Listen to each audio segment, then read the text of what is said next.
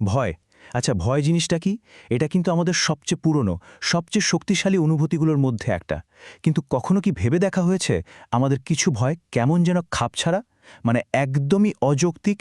কেন আমরা এমন সব জিনিসকে ভয় পাই যা হয়তো আমাদের সামান্যতম ক্ষতিও করবে না? চলুন আজ এই রহস্যটাই ভেদ করা যাক।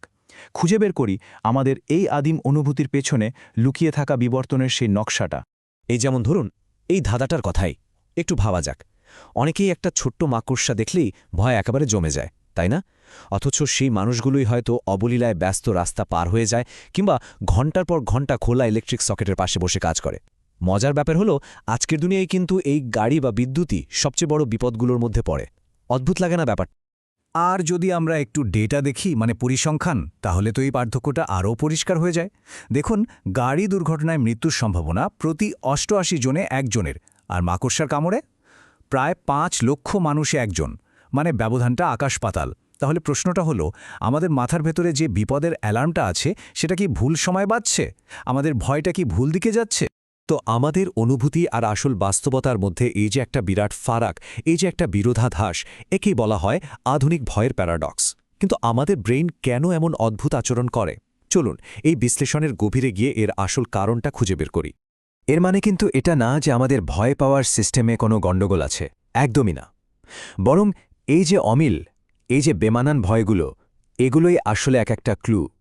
এগুলো আমাদের বিবর্তনের সেই লম্বা রাস্তায় ফেলে আসা পায়ের ছাপের দিকে ইশারা করে। বলা যেতে পারে আমাদের ভয়গুলো আসলে অতীতের এক একটা প্রতিধ্বনি। আর এই রহস্যের সমাধান যদি করতে হয়, তাহলে আমাদের টাইম ট্রাভেল করে ফিরে যেতে হবে অনেক অনেক পেছনে, আমাদের পূর্বপুরুষদের সেই প্রাচীন পৃথিবীতে। ভাবুন তো একবার, মানব ইতিহাসের প্রায় ৯৯% সময় কিন্তু আমাদের পূর্বপুরুষরা শিকারী সংগ্রাহক হিসাবেই কাটিয়েছেন। তার মানে আমাদের মস্তিষ্ক কিন্তু আজকের এই শহরের এই কংক্রিটের জঙ্গলের জন্য তৈরি হয়নি। এটা লক্ষ লক্ষ বছর ধরে এমন একটা পৃথিবীতে গড়ে উঠেছে যেখানে প্রতিটা দিন, প্রতিটা মুহূর্ত ছিল টিকে থাকার জন্য এক কঠিন লড়াই। আর সেই জগৎটা ছিল বিপদে ভরা। কি ছিল না সেখানে? হিংস্র শিকারী জন্তু, বিষাক্ত সাপ, মাকড়সা। ছিল অন্য শত্রু গোত্রের মানুষজনের সাথে সংঘাত। ছিল জীবাণু, পচা খাবার থেকে ছড়ানো ভয়ঙ্কর সব রোগ। ছিল দল থেকে বিতাড়িত হওয়ার ভয়, যা ছিল তখনকার দিনে একরকম মৃত্যুদণ্ড। আর প্রাকৃতিক দুর্যোগ, যেমন উঁচু জায়গা থেকে পড়ে যাওয়া, ঝড় বা গভীর জলের ভয় তো ছিলই। এই সব বিপদগুলোই লক্ষ লক্ষ বছর ধরে ছাঁচে ফেলে আমাদের ভয় পাওয়ার সিস্টেমটাকে আজকের এই রূপে তৈরি করেছে। বিজ্ঞানীরা এই ব্যাপারটাকে একটা দারুণ নাম দিয়েছেন, প্রস্তুত ভয় বা প্রিপেয়ার্ড ফিয়ার্স। এর মানে কি? মানে হলো আমাদের জিনের মধ্যেই কিছু ভয় শেখার জন্য একটা প্রোগ্রামিং করা আছে। যেমন সাপ, মাকড়সা বা অন্ধকার, এগুলোকে ভয় পাওয়ার জন্য আমরা জন্ম থেকেই প্রস্তুত থাকি। কারণটা সহজ, এগুলো লক্ষ লক্ষ বছর ধরে আমাদের প্রজাতির জন্য সত্যিকারের হুমকি ছিল। কিন্তু অন্যদিকে গাড়ি বা বিদ্যুৎ, এগুলো তো আমাদের বিবর্তনের ইতিহাসে একেবারে নতুন অতিথি। তাই এগুলোকে সহজাতভাবে ভয় পাওয়ার জন্য আমাদের মস্তিষ্ক এখনও প্রস্তুত হয়ে ওঠেনি। আর এর পক্ষে সবচেয়ে বড় প্রমাণগুলোর একটা হলো, আমাদের ভয়গুলো কিন্তু হুট করে চলে আসে না। এগুলো একটা নির্দিষ্ট সময়সূচি, একটা টাইমলাইন মেনে আমাদের জীবনে আসে। ব্যাপারটা একটু খেয়াল করলেই বোঝা যাবে। দেখুন, একদম ছোটবেলায় যখন একটা শিশুর নিজেকে রক্ষা করার কোনো ক্ষমতা নেই, তখন তার মধ্যে কোন ভয়টা কাজ করে? অপরিচিত মানুষ আর বাবা মা থেকে আলাদা হয়ে যাওয়ার ভয়, তাই তো? আচ্ছা, শিশুটা যখন একটু বড় হয়, একা একা হাঁটাচলা শুরু করে, তখন তার মনে বাসা বাঁধে কিসের ভয়? অন্ধকারে লুকিয়ে থাকা দৈত্য বা শিকারী প্রাণীর ভয়।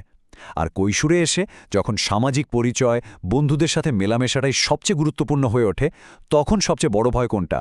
দল থেকে বের করে দেওয়া বা একঘরে হয়ে যাওয়ার ভয়। এটা একটা নিখুঁত পরিকল্পনা, তাই? তার মানে এই যে সময়সূচিটা, এটা কিন্তু কোনোভাবেই এলোমেলো না। এটা আসলে একটা বিবর্তনীয় স্ক্রিপ্ট, যা আমাদের জিনের মধ্যেই লেখা আছে। বয়সের সাথে তাল মিলিয়ে এই নির্দিষ্ট ভয়গুলোর আবির্ভাবই প্রমাণ করে যে এটা আমাদের ব্যক্তিগত কোনো অভিজ্ঞতা থেকে আসেনি। এটা এসেছে আমাদের পুরো প্রজাতির লক্ষ লক্ষ বছরের সম্মিলিত অভিজ্ঞতা থেকে।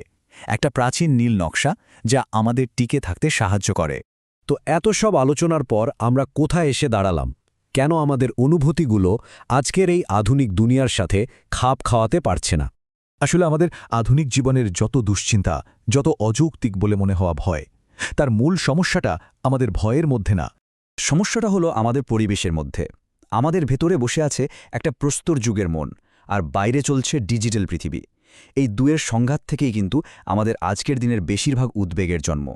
বিবর্তনীয় মনোবিজ্ঞানের দুই দিকপাল লেডা কাসমেটস আর জন টুবি এই পুরো ব্যাপারটাকেই একটা অসাধারণ লাইনে বলেছেন, আমাদের আধুনিক মাথার খুলির ভেতরে বাস করে প্রস্তর যুগের মন।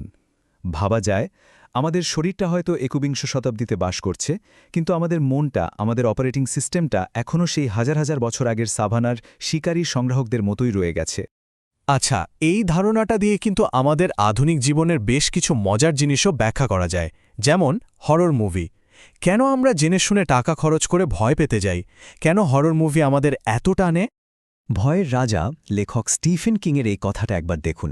উনি বলছেন উনি খাটের বাইরে পা ঝুলিয়ে ঘুমাতে পারেন না, কারণ তার মনে হয় খাটের নিচে কিছু একটা আছে যা তার গোড়ালি ধরে ফেলবে।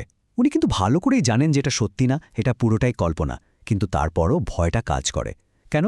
কারণ তার মস্তিষ্কে সেই আদিম অংশটা, আমাদের সবার মস্তিষ্কেরই সেই আদিম অংশটা বিপদ সংকেত পাঠিয়েই চলে। এই অনুভূতিটা আমাদের সবারই পরিচিত, তাই?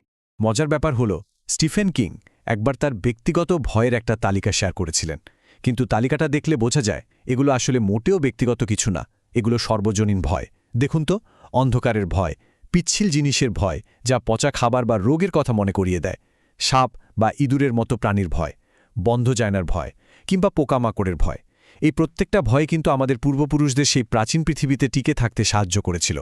আর হরর সিনেমার নির্মাতারা ঠিক এই জিনিসটাই করেন। তারা আমাদের সবার ভেতরে ঘুমিয়ে থাকা এই প্রাচীন সর্বজনীন ভয়গুলোকে টার্গেট করেন। তারা হলেন সেই শিল্পী যারা ঠিক জানেন আমাদের মস্তিষ্কের কোন সুইচটা চাপতে হবে।